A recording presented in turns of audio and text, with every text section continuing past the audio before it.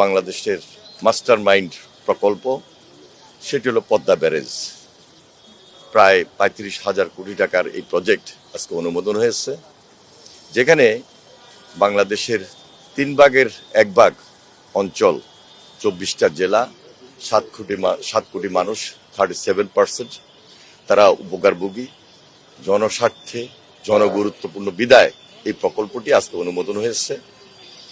এই জন্য আমি মনে করি যে এই প্রকল্পটি বাস্তবায়নের মধ্য দিয়ে যে বাংলাদেশের দীর্ঘদিনের যে দক্ষিণ পশ্চিমাঞ্চল, উত্তরাঞ্চল, সেই দিকের মানুষ সবচেয়ে বেশি উপকার পাবে এবং দেশে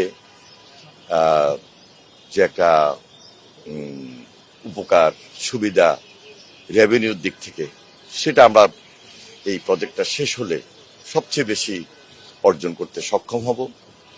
আরেকদিকে আপনারা জানেন যে ফারাক্কা ব্যারেজের কারণে আমাদের ওই অঞ্চল শুষ্ক মৌসুমে, যেখানে 15% পানি আমরা পাই, এটা তো সেখানে একটা শুষ্ক মৌসুমে একটা বিশাল খরার সৃষ্টি হয়। আমরা এই পদ্মা ব্যারেজ করার মাধ্যমে সর্বোচ্চ বেনিফিটটা আমরা ওই অঞ্চলের মানুষকে দিতে পারবো।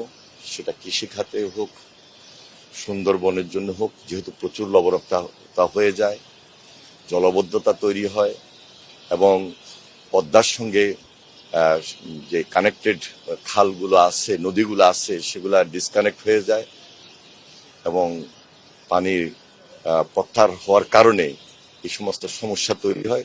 সব দিক বিবেচনায় এই প্রজেক্টটিকে আমরা এই জন্য বলছি যে মাস্টার মাইন্ড প্রকল্প, যেটা আমাদের নির্বাচনী প্রতিশ্রুতি ছিল, ইশতেহারে ছিলেন। মাননীয় প্রধানমন্ত্রী জনাব তারেক রহমান নির্বাচনের পূর্বে রাজশাহীতে গিয়ে জনসাধারণের সামনে সেটা বক্তব্য রেখেছিলেন, কমিটমেন্ট করেছিলেন। আজকে সেটা বাস্তবায়নের জন্য আমাদের এই প্রকল্পটি একটাকে অনুমোদিত হয়েছে। এর সঙ্গে আরো 6টা প্রকল্প অনুমোদিত হয়েছে, যেগুলা খুব বেশি দৃশ্যমান, খুব সহসায় আস্তে আস্তে হবে ইনশাআল্লাহ।